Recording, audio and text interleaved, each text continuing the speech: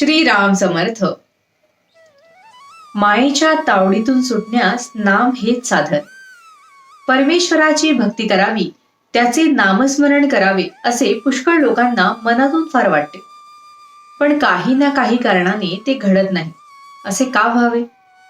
तर माया आड येते. मायेला बाजूला सारून भगवंतापर्यंत कसे पोहोचायचे? माया ही भगवंताच्या सावलीसारखी आहे. तिला सोडून तू ये असे त्याला म्हणणे म्हणजे तू येऊ नकोस असे म्हणण्यासारखेच आहे. कारण एखाद्या इसमाला तू ये पण तुझी सावली आणू नको म्हटले तर कसे शक्य आहे? म्हणून माया ही राहणारच. आपण तिच्या तावडीतून सुटून भगवंतापर्यंत पोहोचायचे कसे हाच प्रश्न आहे. आणि या प्रश्नाचे उत्तर एकच, भगवंताचे नाम घेणे. नामानेच मायेच्या तावडीतून सुटून भगवंतापर्यंत जाता येते. जसे व्यक्तीशिवाय सावलीला अस्तित्व नाही, तसे मायेला स्वतंत्र अस्तित्व नाही.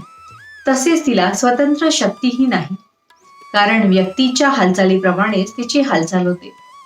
व्यक्ती न दिसली तरी तिची सावली जशी दिसते, त्याप्रमाणे मायेचे अस्तित्व मात्र जाणवते. मायेची सत्ता भगवंतावर नाही. एखादा इसम पूर्व दिशेला चालला आहे तर त्याची सावली त्याच्या मागून त्याच दिशेने जाईल.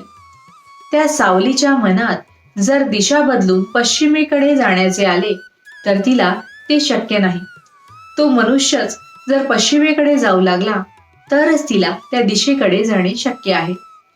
याचाच अर्थ माया भगवंताच्या अधीन आहे. सर्व विश्व हे मायारूप आहे, म्हणजे ते परमेश्वराची छाया आहे. याचा अर्थ या विश्वाला आधार परमेश्वरच आहे. आता या मायेच्या तावडीतून सुटून परमेश्वराकडे कसे जायचे? समजा एखाद्या इसमाला एका मोठ्या व्यक्तीला भेटायचे आहे, पण त्याच्याकडे सरळ जाणे शक्य नाही. कारण त्याच्या घराच्या दारावर रखवालदार, कुत्रे वगैरे आहे.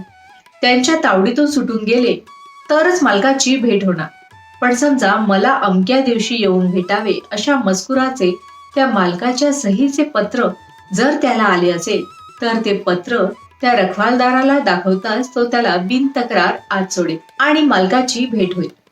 तसे भगवंताचे नाम म्हणजे भगवंताच्या सहीचे पत्र जर आपण घेऊन गेलो तर मायारूपी रखवालदार ती सही पाहून आपल्याला आत सोडेल आणि भगवंताची भेट होईल. म्हणून माया तरून जायला भगवंताचे नामस्मरण हाच रामबाण उपाय आहे. नामस्मरणात खूप तल्लीन व्हावे. देहाचा विसर पडावा. देहबुद्धी विसरून नाम घेणे हेच निर्गुण होणे आहे. भगवंत जर कृपण असेल तर तो नामभक्ती देण्यात आहे, म्हणून त्याला आळवावे आणि तुझ्या नामाचे प्रेम दे हेच मागावे. बाकी सगळे देईल, पण हे नामप्रेम तो फार क्वचित देतो, म्हणून आपण तेच मागावे. रामाचे अनुसंधान नित्य ठेवावे आणि आनंदात राहावे. भावार्थ, विषयाची उर्मी हे मायेचे स्मरण होय. नामाचे स्मरण हे भगवंताचे स्मरण होय. जानकी जीवन स्मरण जय जय राम. महारुद्र हनुमान की जय. समर्थ रामदास स्वामी महाराज की जय. सब संतन की जय.